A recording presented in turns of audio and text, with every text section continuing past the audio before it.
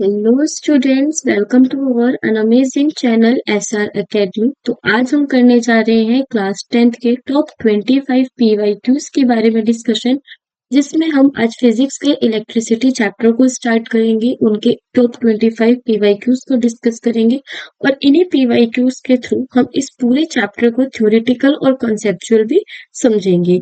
आज के जो लेक्चर होगा उसमें सारे हमारे बहुत अच्छे अच्छे क्वेश्चंस होने वाले हैं, जिसमें हमारे असर्शन रीजन भी है, एमसीक्यूज भी है, थ्योरेटिकल क्वेश्चंस भी हैं, न्यूमेरिकल क्वेश्चंस भी है और साथ ही साथ हमारे जो डायग्रामेटिकल क्वेश्चंस होते हैं वो सारे क्वेश्चंस हम आज यहाँ पर देखेंगे।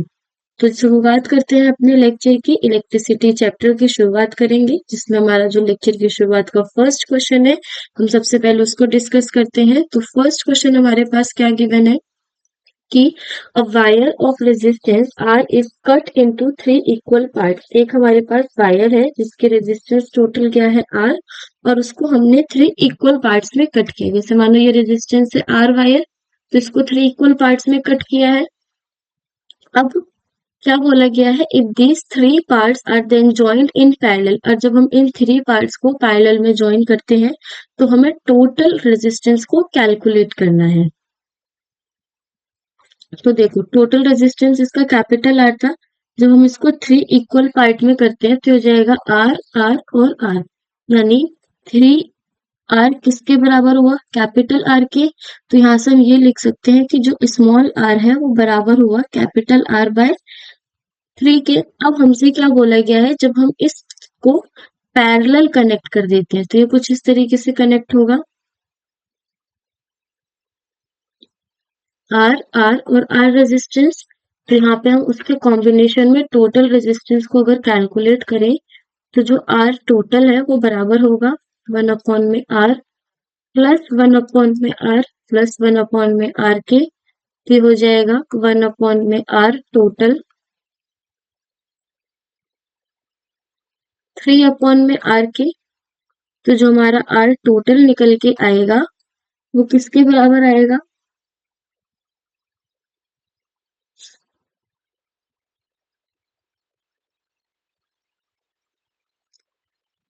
1/3 के। अब अगर हम इस r को सब्स्टिट्यूट कर दे कैपिटल R/3 से, तो ये किसके बराबर हो जाएगा, r total is equals to में कैपिटल R/3/3।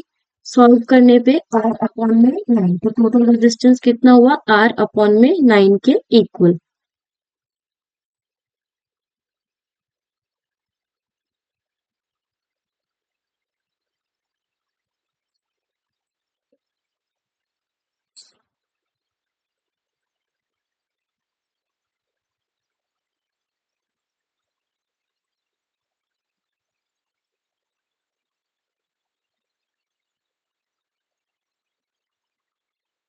सेकेंड क्वेश्चन है हमारे पास, डिफाइन इलेक्ट्रिक पावर। हमें इलेक्ट्रिक पावर को डिफाइन करना है। When do we say that the power consumed in an electric circuit is 1 watt. कब हम कहेंगे कि जो पावर कंज्यूम हुआ एक इलेक्ट्रिक सर्किट में वो 1 वॉट है। तो इलेक्ट्रिक पावर की डेफिनेशन लिखेंगे कि जो इलेक्ट्रिक पावर है इज द रेट एट विच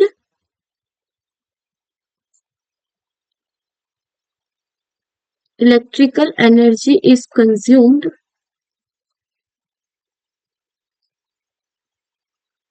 और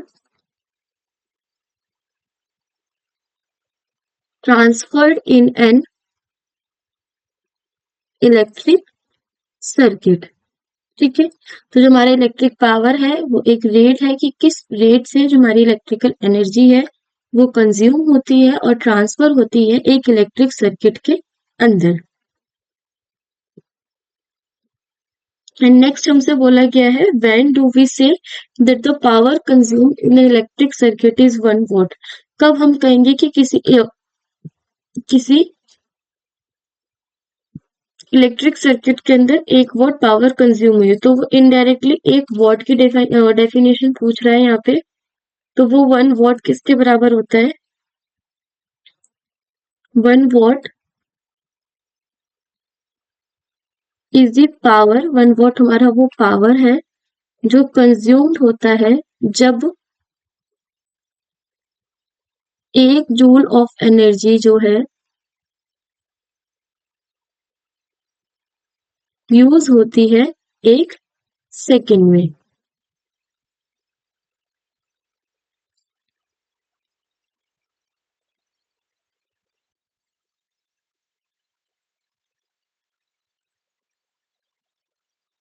Question number third. Write the relationship between resistivity and resistance of a cylindrical conductor of length L and an area of cross section A. Third question में हमसे पूछा गया हमें relationship बतानी है resistivity और resistance के बीच में एक सिलेंड्रिकल कंडक्टर की अगर उसकी लेंथ L है और क्रॉस सेक्शन A है, derive the SI unit of resistivity. तो देखो यहाँ पे जो हमारा रेजिस्टेंस होता है वो किसके बराबर होता है, रेजिस्टिविटी इनटू में लेंथ अपॉन में एरिया के, और जो एसआई यूनिट होती है रेजिस्टिविटी की वो होती है हमारी ओम मीटर, जिसको हम रिप्रेजेंट करते हैं ओम और मीटर से। अब ये आया कैसे, तो देखो जो हमारा रेजिस्टेंस है वो डायरेक्टली प्रोपोर्शनल होता है लेंथ के, और रेजिस्टेंस हमारा इनवर्सली प्रोपोर्शनल होता है एरिया की। फर्स्ट और सेकंड इक्वेशन को जो हम रखते हैं तो रेजिस्टेंस डायरेक्टली प्रोपोर्शनल हुआ लेंथ के और एरिया के। इस प्रोपोर्शनैलिटी के साइन को हटाने के लिए यहाँ पे हमारा एक कांस्टेंट यूज होता है जिसे हम बोलते हैं रेजिस्टिविटी।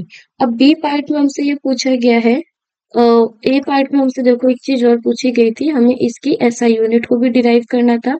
तो हमें रेजिस्टिविटी की ऐसा यूनिट निकालनी है, इसको एज इट इज रखेंगे, रेजिस्टेंस इनटू में एरिया अपॉन में लेंथ। रेजिस्टेंस की यूनिट हो गई ओम, एरिया की यूनिट हो गई मीटर स्क्वायर अपॉन में मीटर। मीटर से मीटर कैंसिल हो जाएगा तो जो रेजिस्टेंस की ऐसा यूनिट है, सॉरी रेजिस्टिविटी की, वो हो जाएगी हमारी ओम मीटर। बी पार्ट में पूछा गया है why alloys are used in electrical heating devices. क्यों एलॉयज का यूज किया जाता है इलेक्ट्रिकल हीटिंग डिवाइसेस में। तो जो हमारे एलॉयज को यूज किया जाता है वो हमारी हाई रेजिस्टिविटी के होते हैं, उनका मेल्टिंग पॉइंट बहुत हाई होता है और वो ऑक्सीडेशन के रेजिस्टेंट होते हैं हाई टेम्परेचर पे। तो हम यहाँ आंसर लिखेंगे बी का कि alloys are used in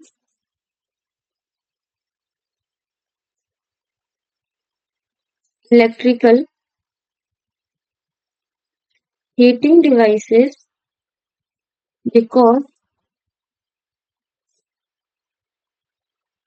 they have high resistivity, high melting points,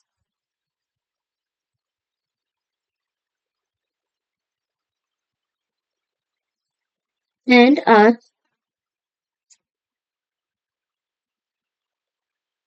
resistant to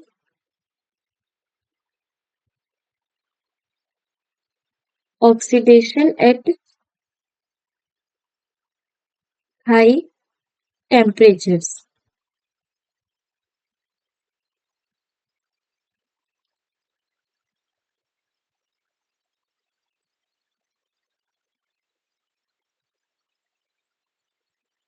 question number 4, consider the following circuits. हमारे पास यहाँ सर्किट्स गिवन है।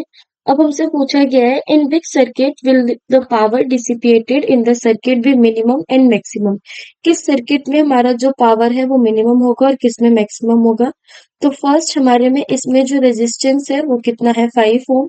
सेकेंड फिगर में जो हमारा रेजिस्टेंस है वो है हमारा टोटल 10 ओम। अगेन थर्ड की बात करें तो यहाँ पे हमारा जो है वो पैरेलल में कनेक्ट है, तो 1/5 प्लस 1/5 ये हो जाएगा हमारा 2/5 ओम। यानी जो रेजिस्टेंस इक्वल है हमारी थर्ड में वो है 5/2। कैंसिल करेंगे तो वैल्यू आ जाएगी 2.5 ओम। अब हमसे पूछा गया है मिनिमम और मैक्सिमम पावर किसके अंदर है। तो देखो पावर किसके बराबर होता है, वी स्क्वायर अपॉन में आर के। अब अगर हम फर्स्ट सर्किट का पावर निकालें तो वो किसके बराबर होगा, P इज इक्वल्स टू में 12 मल्टीप्लाई बाई 12 अपॉन में 5। सॉल्व करेंगे तो ये हो जाएगा 144 अपॉन में 5। कैंसिल करने पर 28.8 वॉट। सेकेंड फिगर की अगर हम पावर को निकालें तो P इज इक्वल्स टू में 12 इंटू में 12 अपॉन में 10 यानी 144 अपॉन में 10 सॉल्व करेंगे तो हो जाएगा 14.4 वोल्ट। वही अगर हम थर्ड फिगर की बात करें तो उस कंडीशन में पावर हो जाएगा हमारा 12 इंटू में 12 अपॉन में 2.5 सॉल्व करेंगे तो ये हो जाएगा हमारा 7.6 वोल्ट के। अब हमसे पूछा गया है कि किस सर्किट में जो हमारा पावर है वो मिनिमम है और किस में मैक्सिमम। तो अगर हम यहाँ पे ध्यान से देखें तो जो हमारा मिनिमम पावर है वो है हमारा सर्किट सेकंड में, जिसकी वैल्यू कितनी है वो है हमारी 14.4 वोल्ट। और अगर हम मैक्सिमम की बात करें तो मैक्सिमम है हमारा थर्ड सर्किट में, सर्किट नंबर थर्ड, जिसमें पावर कितना दे रखा है हमें 57.6 वॉट।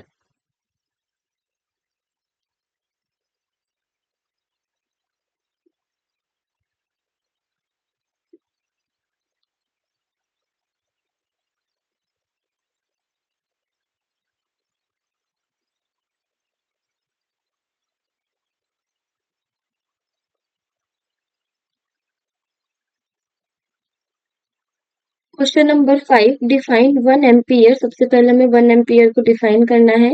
देन बी में हमारे पास न्यूमेरिकल गिवन है। हम 1 एम्पियर को कैसे डिफाइन करेंगे कि जो हमारा 1 एम्पियर है वो एक हमारा कांस्टेंट करंट होता है जो मेंटेन करता है कि स्ट्रेट पैरेलल कंडक्टर के अंदर इनफिनाइट लेंथ तक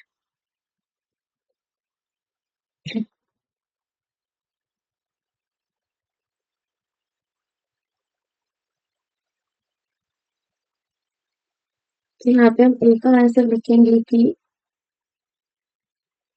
1 ampere is the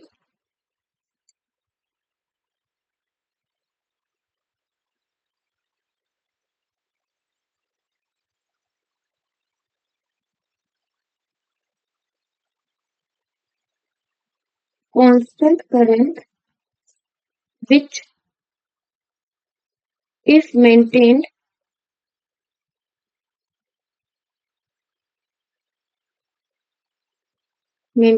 in two straight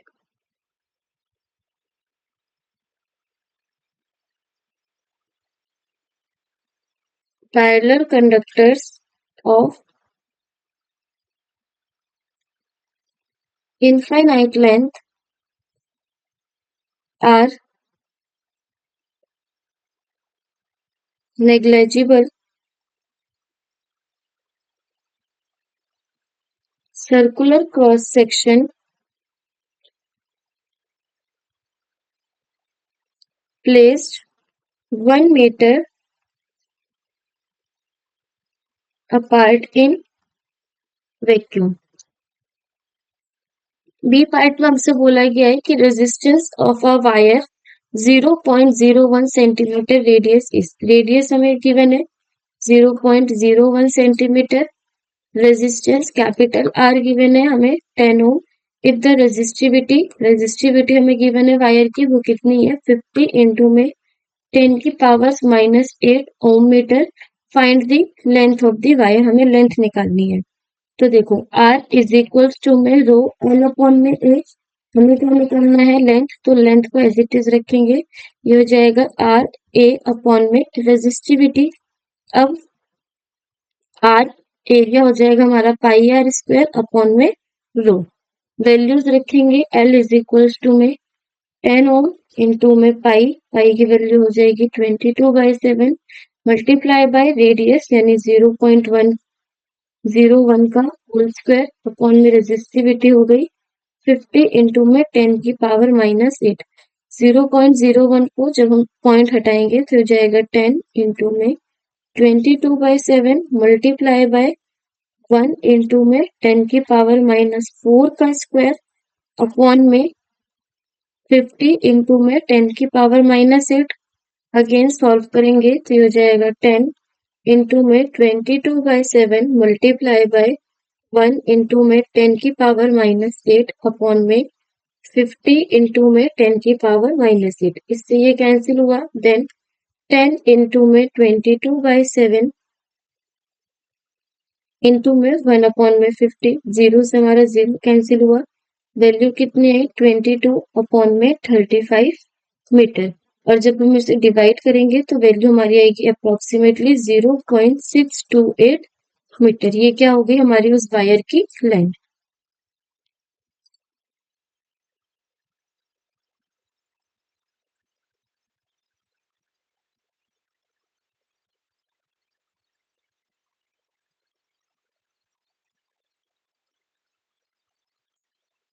Question number 6. Heat produced per second due to a current in a resistor of 4 ohm is 400 joule. हमें दिया गया है जो हीट प्रोड्यूस हो रही है पर सेकंड में करंट के अंदर और टू करंट की वजह से जिसका रेजिस्टर है 4 ओम और हीट प्रोड्यूस कितनी हो रही है 400 जूल। तो यहाँ पे हम लिखेंगे power is equals to sorry heat produced per second.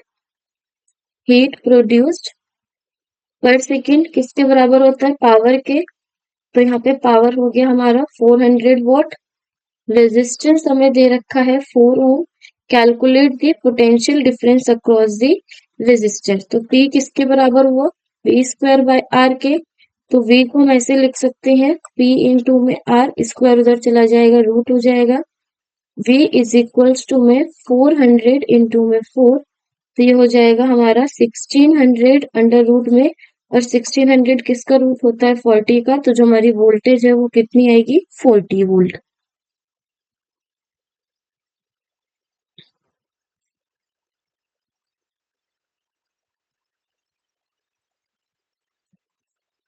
Question number 7. An electric bulb is connected to a power supply of 220 volt. एक इलेक्ट्रिक बल्ब है जिसे कनेक्ट किया गया है पावर सप्लाई में जिसकी जो वोल्टेज है वो कितनी है 220 वोल्ट है। If the current drawn by the bulb from the supply is 500 milliampere, the power of the bulb is। हमें पावर निकालना है। तो देखो P is equals to में V इंटू में I। So P is equals to में 220 volt into में 500 जो हमारा ये मिली एम्पियर है। इसको जब हम एम्पियर में चेंज करेंगे तो जाएगा 0.5 एम्पियर। So multiply by 0.5। तो पावर किसके बराबर हुआ 110 वोल्ट की। तो करेक्ट ऑप्शन क्या होगा हमारा इसमें ऑप्शन नंबर बी। हाँ जी।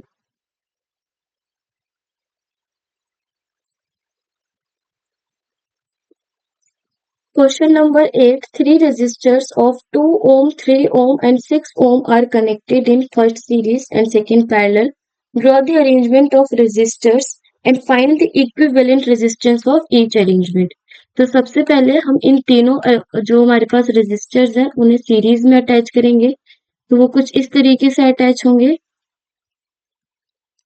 ये हो गया 2 ओम, ये हो गया 3 ओम और ये हो गया 6 ओम। तो जो हमारा टोटल रेजिस्टेंस होगा सीरीज में वो बराबर होगा R1 plus R2 plus R3 के यानी 2 ओम प्लस 3 ओम प्लस 6 ओम के। यानी कितना हो गया हमारा इसमें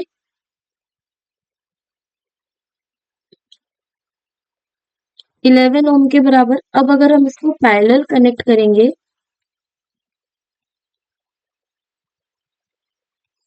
पैरेलल कनेक्ट करने पे कुछ ये इस तरीके से होंगे लाइक दिस 2 ओम 3 ओम और 6 ओम। तो आर पैरेलल किसके बराबर होगा R1 प्लस 1 में R2 प्लस 1 में R3 के। R1 हुआ 1/2 ओम प्लस 1/3 ओम प्लस 1/6 ओम। तो जब हम 2, 3 और 6 का एलसीएम लेंगे तो ये हमारे किसके बराबर आएगा 6 के।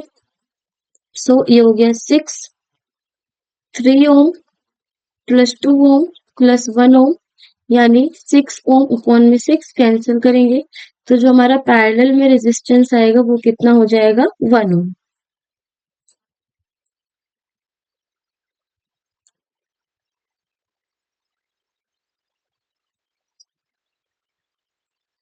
Ninth questions में resistance of a wire of length 1 mm is 35 ohm at 20 degree Celsius. क्या बोला गया है, एक वायर है जिसकी लेंथ हमें गिवन है, वो कितनी है, 1 मीटर। ठीक है। रेजिस्टेंस हमें गिवन है 35 ohm. If the diameter of the wire is 0.2 mm। हमें यहाँ पे डायमीटर गिवन है, वो है 0.2 mm, जिसको जब हम मीटर में चेंज करेंगे ये हो जाएगा 0.2 इंटू में 10⁻³ मीटर। और अगर हम रेडियस की बात करें तो वो डायमीटर का हाफ होगा, यानी 0.1 इंटू में 10⁻³ मीटर। अब बोला गया है determine the resistivity of the material of the wire at that temperature and how will the resistivity of the wire change if the length and diameter of the wire both are double। justify your answer।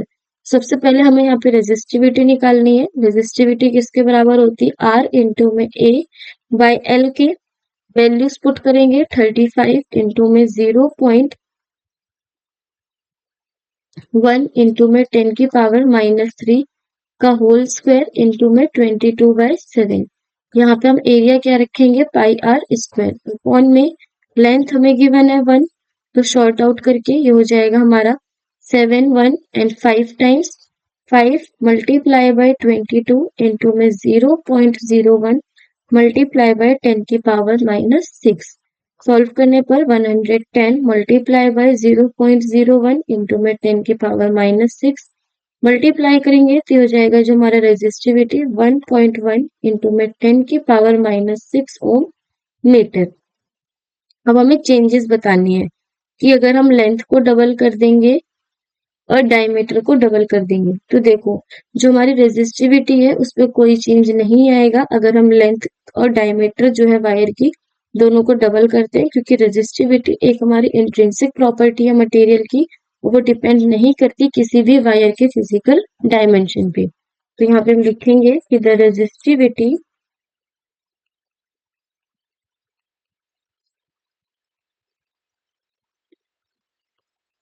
of the wire will not change if the length and diameter of the wire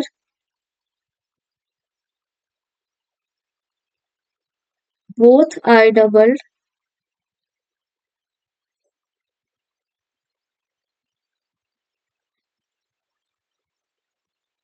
because resistivity is an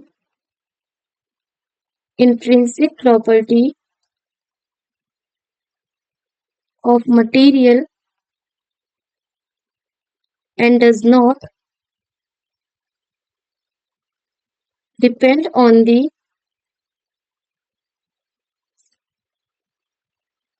physical dimensions of the wire।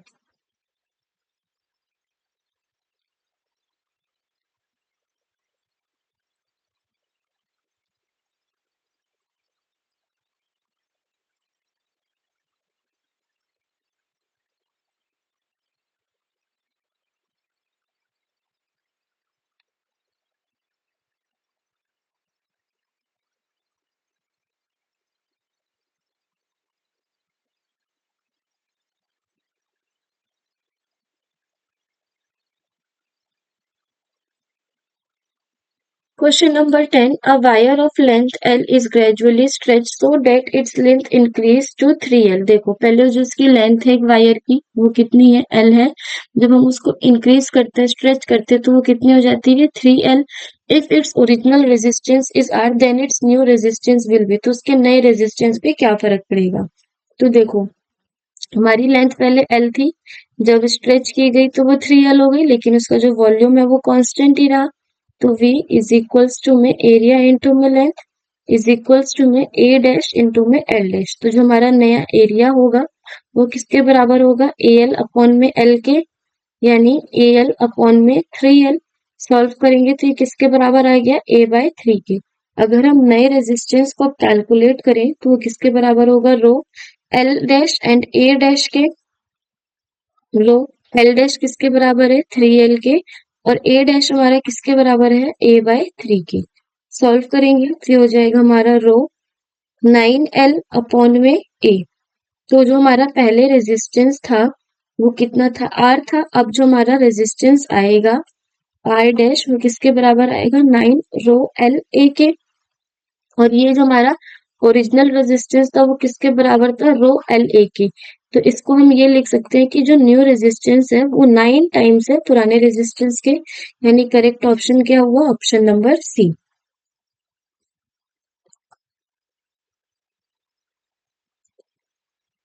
Question number 11. A voltage source sends a current of a 2 ampere to a resistor of 40 ohm connected across for 5 minutes. Calculate the electrical energy supplied by the source. Voltage दे रखी है, voltage source को send किया गया है current जिसमें 2 ampere है, resistors 40 metre है, 40 ओम है, जो कनेक्ट किया गया है 5 मिनट के लिए। हमें उसके अंदर इलेक्ट्रिकल एनर्जी कैलकुलेट करनी है। तो टाइम कितना है हमारा 5 मिनट, यानी 5 × 60, टोटल कितने सेकेंड हो गए 300 सेकेंड्स। अब हमें पता है E किसके बराबर होता है I² R में T के। करंट है हमारा 2 का स्क्वायर, रेजिस्टेंस है हमारा 40, और टाइम है हमारा 300। तो ये हो जाएगा 4 × 40 ओम इंटू में 300। सॉल्व करेंगे 160 इंटू में 300, तो जो टोटल एनर्जी आएगी वो आएगी हमारी 48,000 जूल। और अगर हम इसे किलो जूल में निकालें तो ये हो जाएगी हमारी 48 किलो जूल।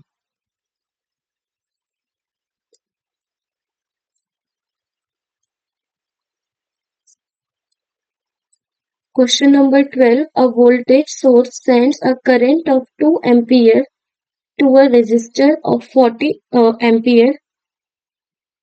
Same question.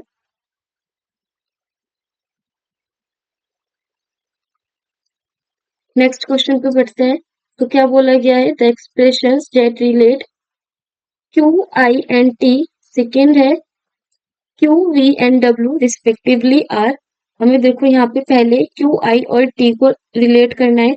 तो हमें पता है कि जो हमारा करंट है वो किसके बराबर होता है क्यू बाई टी के। तो आई इज इक्वल टू में क्यू बाई टी, हमारे पास दो ऑप्शन है ए और डी। अब दूसरा है डब्ल्यू क्यू और वी में। तो हमें पता है वर्क डन किसके बराबर होता है वी बाई क्यू के। तो सेकेंड और फर्स्ट हम यहाँ पे देखें तो डब्ल्यू इज इक्वल टू में वी बाई क्यू। तो करेक्ट ऑप्शन हुआ हमारे पास option number A.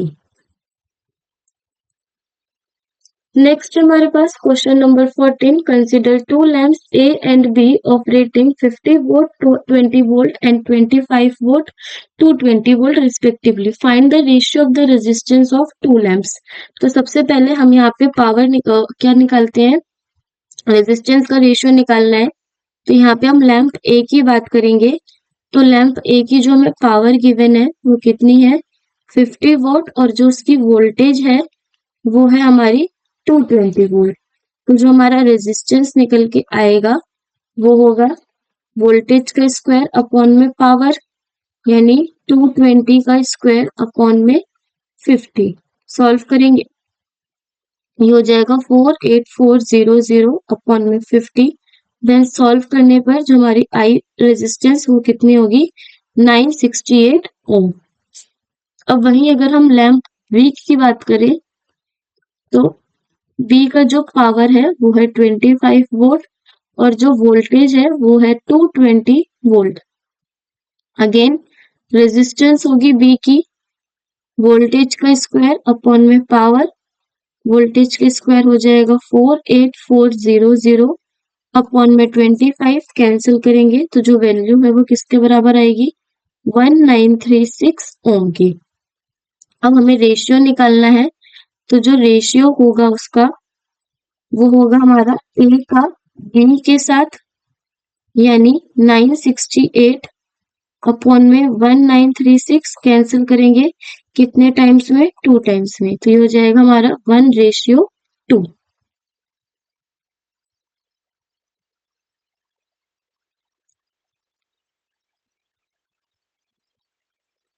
Question number 15, how and why is an electric fuse used in an electric circuit? क्यों हम एक इलेक्ट्रिक फ्यूज को यूज करते हैं?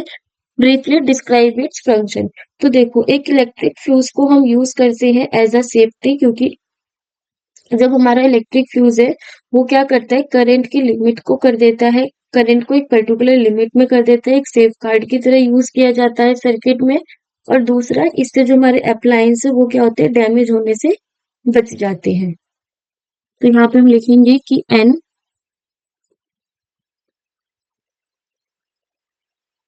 Electric fuse is a device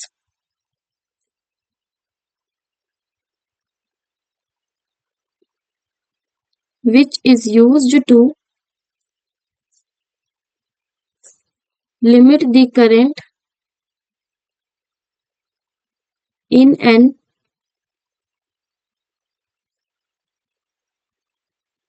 electric current.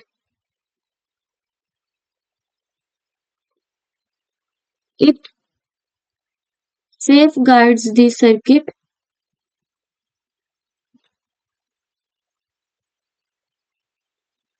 and appliances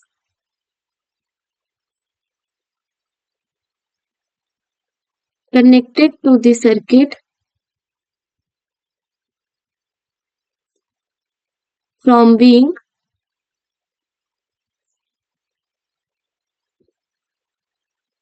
damaged if the current in the circuit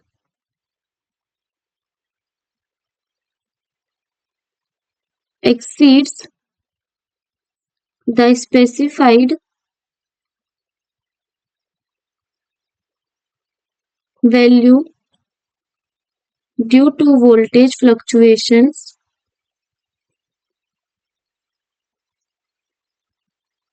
or short circuiting.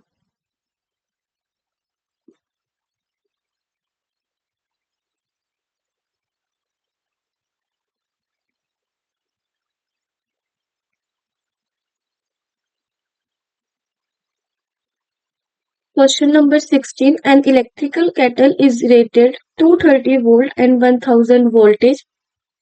Calculate the resistance of its heating element when in operation. तो देखो,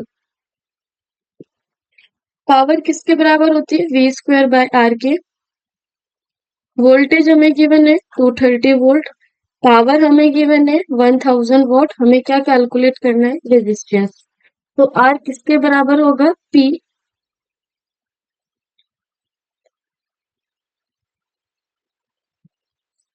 are हुआ हमारा we square upon में P के, तो ये हो जाएगा 230 मल्टीप्लाई बाय 230 अपॉन में 1000। जीरो से जीरो कैंसिल, अगेन जीरो से zero cancel.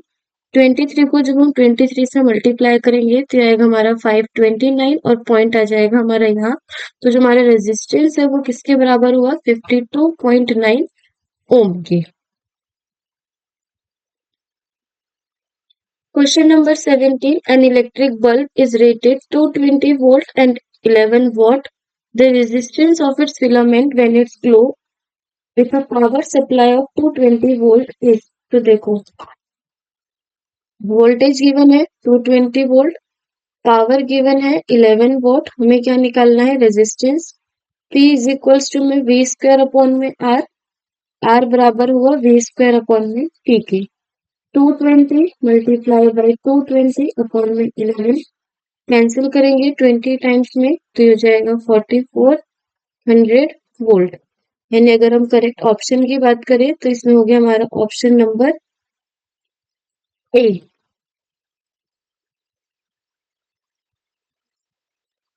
Question number 18. Define the term potential difference between 2 points in an electric circuit carrying current. हमें क्या बताना है, पोटेंशियल डिफरेंस को डिफाइन करना है।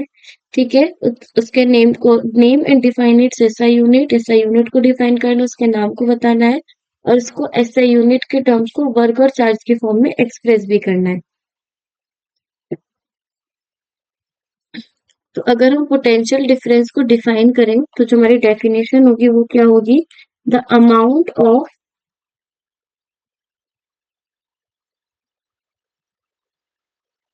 work done to move one one positive charge from one point to the other. अगर इसकी SI unit की बात की जाए अब, तो जो इसकी ये SI यूनिट है वो है हमारी वोल्ट, जिसको हम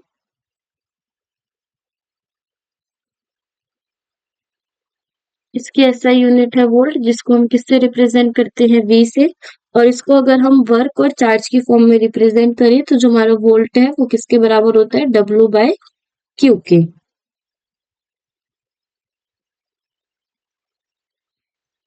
19 question, state two applications of Joule's heating in domestic electric circuits. हमें दो एप्लीकेशंस बताने हैं जहाँ पे हमारा जूल हीटिंग जो है डोमेस्टिक इलेक्ट्रिक सर्किट यूज में आता है। तो वो कौन सा है, एक है हमारा इलेक्ट्रिक हीटर के अंदर हम इसे देखेंगे, और दूसरा है हमारा इसमें इलेक्ट्रिक आयरन।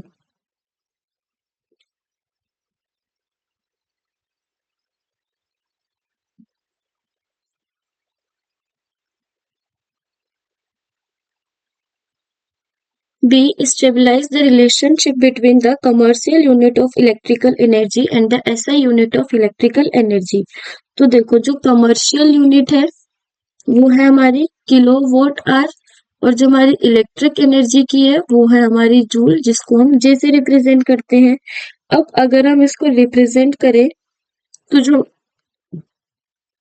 हमारा 1 किलोवाट आवर होता है वो किसके बराबर होता है, 1 किलो इंटू में 1 आवर के। अब 1 किलो में एक वॉट में 1000 वॉट, और एक आवर में कितने सेकेंड, 3600 सेकेंड। मल्टीप्लाई करेंगे, ये बराबर हो जाएगा 3600,000 की, जिसको हम ये भी लिखते हैं कि 1 किलोवाट आवर हमारा बराबर होता है 3.6 इंटू में 10 की पावर 6 जूल की।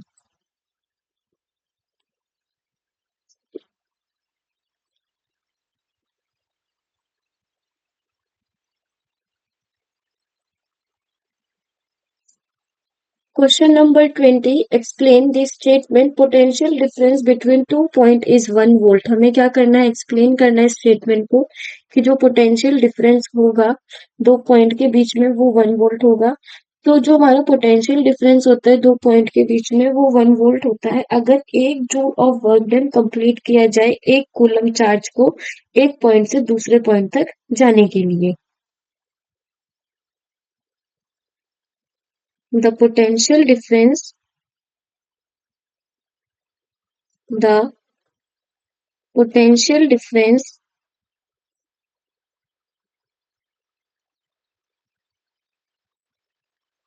between 2 points is 1 volt if 1 joule of work is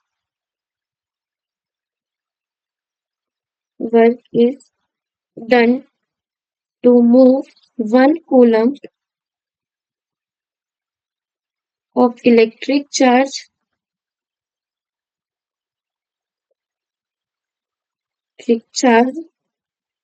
from one point to the other।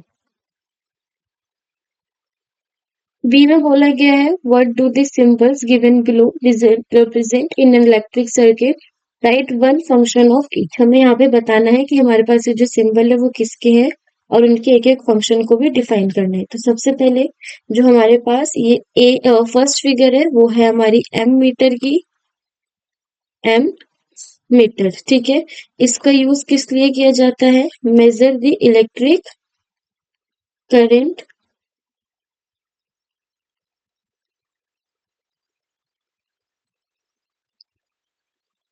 flowing through a circuit। Second हमारे पास जो गिवन है वो क्या है, वेरिएबल रेजिस्टर का सिंबल, वेरिएबल रेजिस्टर, या फिर जिसको हम रियोस्टेट भी बोलते हैं। इसका काम क्या होता है? चेंज करने के लिए या फिर कंट्रोल करने के लिए अमाउंट ऑफ रेजिस्टेंस को किसी भी सर्किट के अंदर।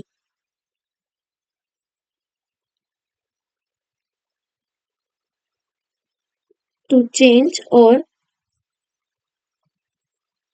Control the amount of resistance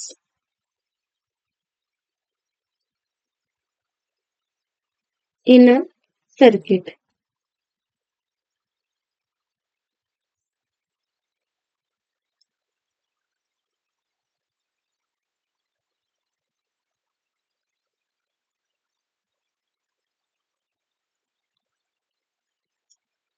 Question number 21. The third wire of earth connection is very important in domestic electric appliances. Justify this statement. जो थर्ड वायर होती है अर्थ कनेक्शन की वो बहुत इंपॉर्टेंट होती है किसी भी इलेक्ट्रिक अप्लायंस में। क्यों? क्योंकि ये प्रोवाइड करती है एक सेफ पाथ को, ताकि जो फ्लो ऑफ करंट है उसकी लीकेज ना हो ग्राउंड में, और जिससे हमारे इलेक्ट्रिक शॉर्ट से बच सके।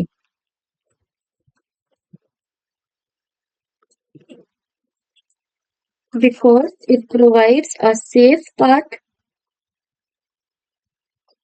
for leakage,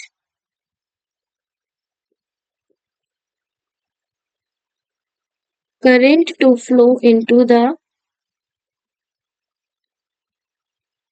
current to flow into the ground, thus preventing electric shock, जिससे इलेक्ट्रिक शॉक से क्या बचा जा सके। बी में बोला गया है list two precautions to be taken to avoid the overloading of domestic electric circuit. दो हमें प्रिकॉशंस बतानी है जिससे जो ओवरलोडिंग होगी डोमेस्टिक इलेक्ट्रिक सर्किट में उसे कम किया जा सके। सबसे पहला, ज्यादा से ज्यादा अप्लायंस को एक सिंगल सॉकेट से कनेक्ट नहीं करना। दूसरा, हम जब भी अप्लायंस को यूज करेंगे एक पर्टिकुलर पावर रेटिंग में यूज करेंगे। हाई पावर के अप्लायंसेस को सेपरेट सर्किट से कनेक्ट करेंगे अगर पॉसिबल हो सकेगा। तो हम यहाँ पे लिखेंगे फर्स्ट क्या है कि avoid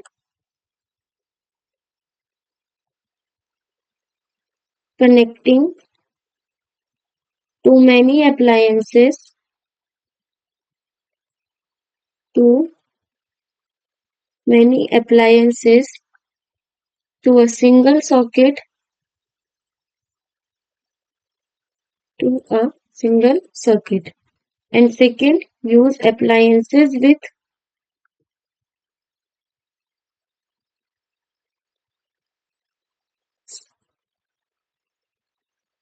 appropriate power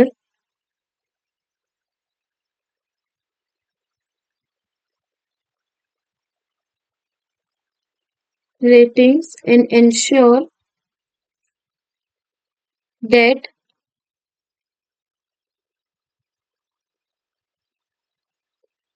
high power appliances are connected to separate circuits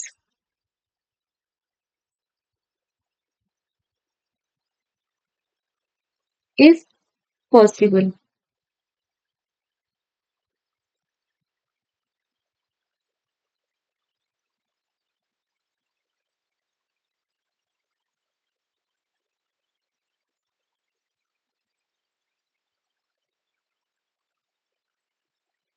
question number 22. What is short circuiting? Short circuiting क्या है? State its possible causes and what is likely to happen if a domestic circuit gets short circuited. Give reason for justification of your answer. सबसे पहले short circuiting क्या है?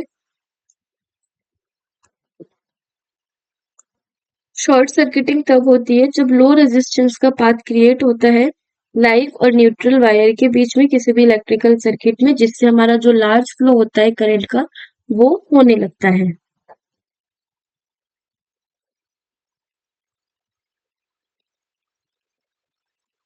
तो यहाँ पे हम लिखेंगे short circuiting is when a low resistance path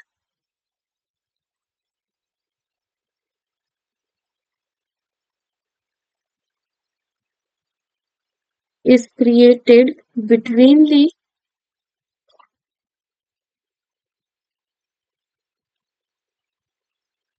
live and neutral wires in an electrical circuit, causing a large flow of current. State its possible causes, हमें इसके possible causes बताने हैं, ठीक है। एंड नेक्स्ट पूछा गया है what is likely to, possible causes क्या हो सकते हैं, दो देखो। हमारा जो कनेक्शन है, सबसे पहले पॉसिबल कॉजेस क्या हो सकते हैं, पहला लूज कनेक्शन हो सकता है, उसकी वजह से भी जो शॉर्ट सर्किट है उसके होने के चांसेस ज्यादा है, या तो फिर उसमें वाटर का एक्सपोजर हो जाए, उस कंडीशन में भी हमारा शॉर्ट सर्किट हमें देखने को मिलता है, ठीक है। What is likely to happen if a domestic circuit get short circuit, तो क्या होगा जब डोमेस्टिक सर्किट हमारे शॉर्ट सर्किट हो जाएंगे, तो वहां पे जो सर्किट है वो ब्रेक हो जाएगा, ओवर हीटिंग हो जाएगी, अप्लायंस क्या हो जाएगा हमारा, डैमेज हो जाएगा। तो यहाँ पे हम लिखेंगे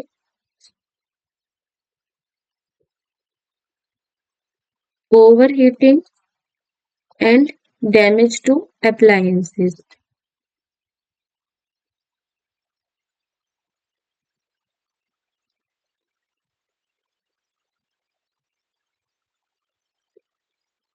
23 क्वेश्चन है हमारे पास। Study the VI graph for three resistors of resistance R1, R2 and R3 and select the correct statement for the following.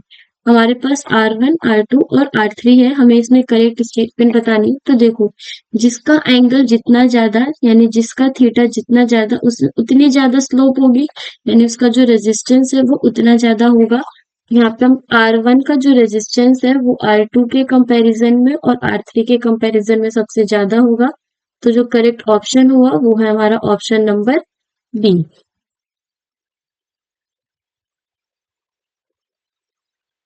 Question number 24. An electric iron of resistance 20 ohm draws a current of 5 ampere. The heat developed in the iron in 30 second is, हमें heat develop जो हो रही है iron में 30 second के अंदर वो हमें बताना है। तो देखो, रेजिस्टेंस गिवन है वो है 20 ओम, करंट गिवन है 5 एम्पियर, टाइम गिवन है 30 सेकेंड, और हमें पता है जो हीट है वो किसके बराबर होता है, आई स्क्वायर इंटू में R T.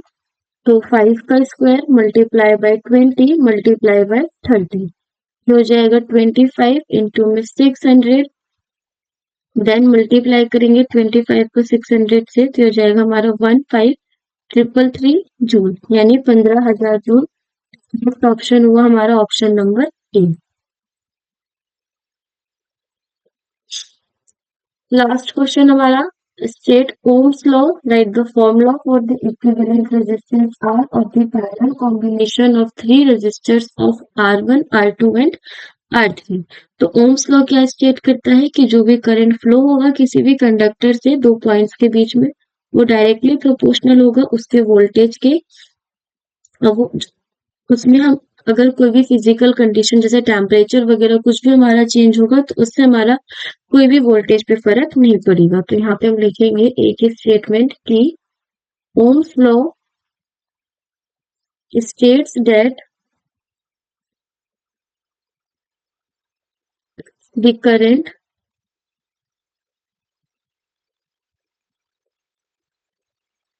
flowing through a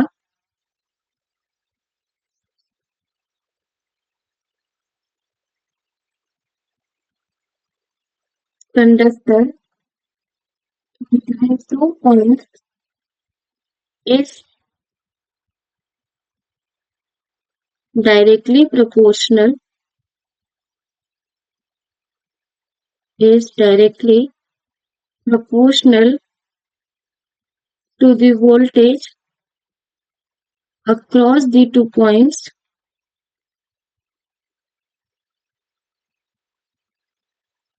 provided its physical condition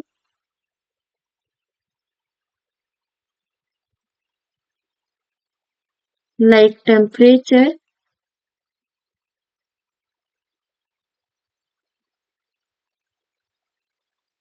remain unchanged। ठीक है, अब हमें क्या बताना है, रेजिस्टेंस बताना है पैरेलल के केस में। तो जो पैरेलल के केस में रेजिस्टेंस होता है वो किसके बराबर होगा, 1/R1 plus 1/R2 plus 1/R3 के, अगर हम इस फिगर के अकॉर्डिंग देखें। अब हमें बताना है find the resistance of the following network of resistors.